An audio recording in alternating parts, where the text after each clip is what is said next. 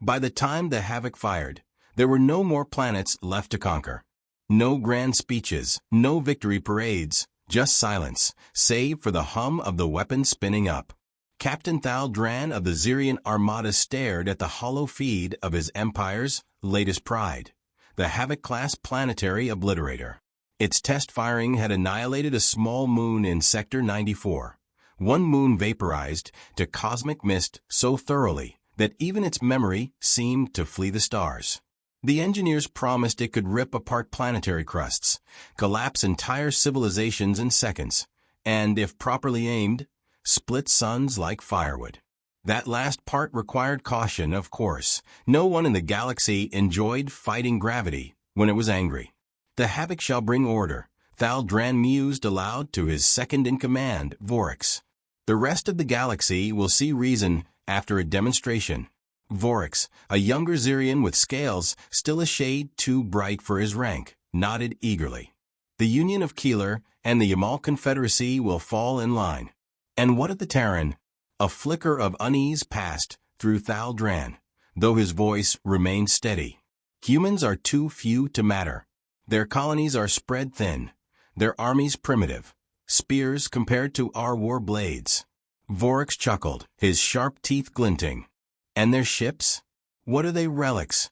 Relics, Thal Dran confirmed, though he avoided the younger officer's eyes. The Terrans were strange.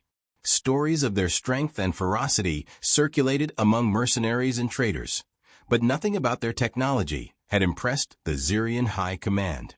Humans used metal, nothing more. They built ships out of steel and durasteel alloys, opting for armor, where most races preferred energy shielding. They fired slugs of tungsten instead of plasma beams. Their weapons didn't shimmer. They struck loud and brutal, almost laughably simple, until they worked. In a galactic war fought with precision lasers and planet-piercing energy cannons, humanity's weapons were blunt instruments, like rocks hurled against glass. The Zirians laughed. And yet, those rocks crack things. Send scouts to Terran-controlled space, Thal Dran ordered. If they still breathe, they'll resist. Vorix stiffened. Sir, they're barely holding on. Why bother? We can crush their colonies later. Because when an animal bites, Thal Dran said carefully, you break its teeth before you step on its throat. 9 days later, the first Zirian fleet entered Terran space. Zirian admirals assumed they'd find little more than scattered human transports, perhaps a small defensive picket. They came with 20 Zephyr-class cruisers, 6 Eradicator warships, and the centerpiece of their strength, a single Havoc-class planetary obliterator. It was enough to terrify most galactic empires into submission. At the system's edge, the Zirian ships met resistance. 5 human cruisers. Relics, just as Vorix had described. They looked outdated, blocky, like an engineer's first attempt at starship design. Their hulls were thick, reinforced by physical plating that gleamed dull gray in the starlight.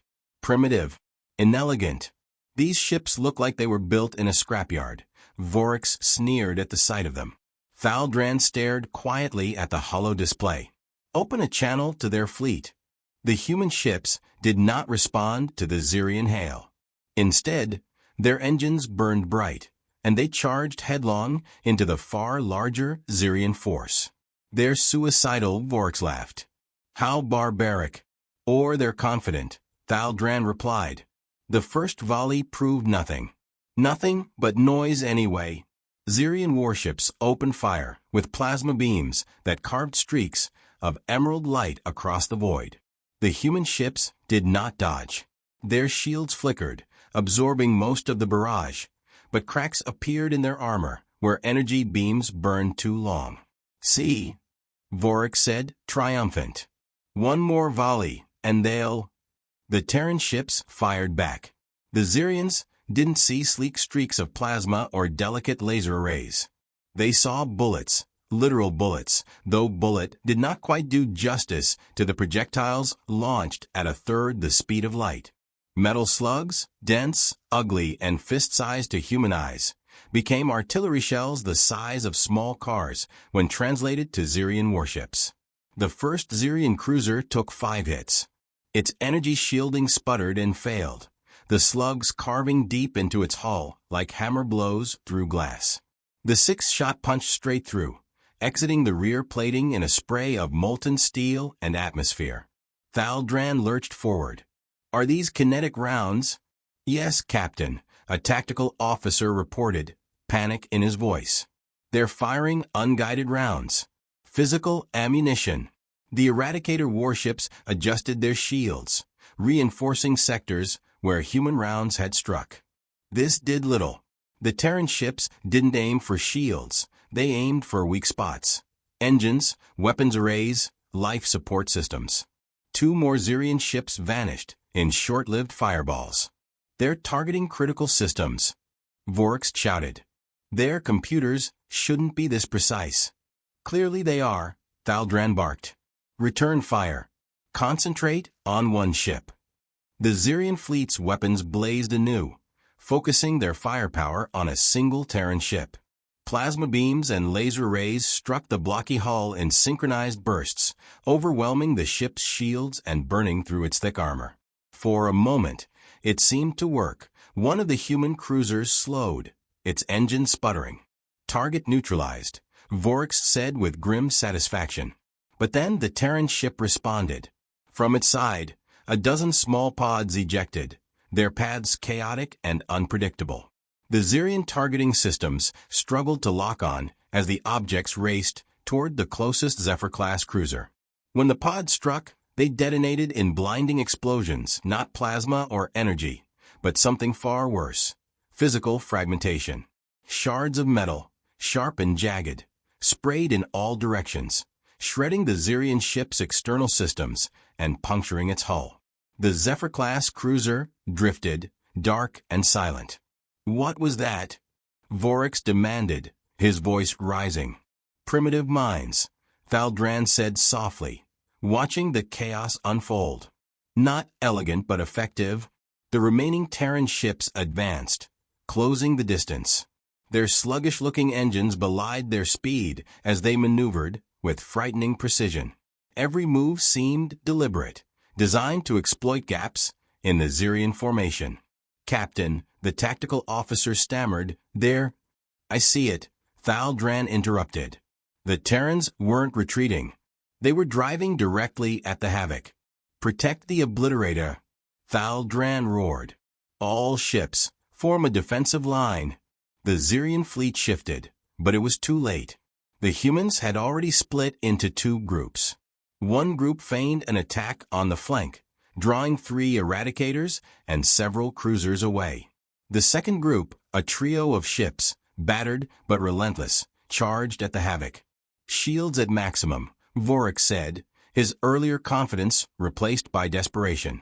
The Havoc-class Obliterator was a marvel of Zirian engineering, designed to annihilate planets, not fight in direct combat. Its shields were formidable, but its armor was light, its weapons slow to fire.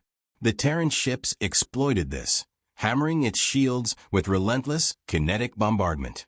"Return fire," Thaldran shouted. The Havoc's main weapon began to charge, its energy core glowing a deep red. A single shot could vaporize the human ships, but the weapon required precious seconds to reach full power. The Terrans knew this. One of their cruisers accelerated, its engines burning so brightly they threatened to overload. It collided with the Havoc at full speed, detonating in a fiery explosion. The impact wasn't enough to destroy the Obliterator, but it tore through its shielding, leaving its hull exposed. "They're mad," Vorax exclaimed, horrified. "They're desperate," Thaldran corrected, though his voice wavered. The remaining 2 Terran ships opened fire, their slugs tearing through the Havoc's unprotected hull. A lucky shot struck the energy core, and alarms blared throughout the Zirian fleet as the Obliterator's systems went critical. "Evacuate," Thaldran ordered, his heart sinking. The Havoc exploded in a blinding flash, its destruction sending shockwaves through the battlefield. Several Zirian ships were caught in the blast, their hulls torn apart by the sheer force. When the light faded, only 2 Terran ships remained. Both were heavily damaged, their hulls scorched and riddled with holes. And yet, they still moved. The Xerian fleet was in disarray. Ships scattered, officers panicked. The tactical officer turned to Thaldran, his scales pale with fear. "Orders, Captain?" Thaldran stared at the display, his mind racing. The humans had won this battle, not through superior numbers or advanced technology, but through sheer will and ruthless tactics. They had taken everything the Xerians thought they understood about war and turned it against them. "Retreat," Thaldran said finally, his voice heavy with defeat. "We regroup, we learn, and then—" He trailed off, unable to finish the thought. As the Xerian fleet limped away, the surviving Terran ships remained in formation, silent and unyielding. They did not pursue. They did not gloat. They simply waited,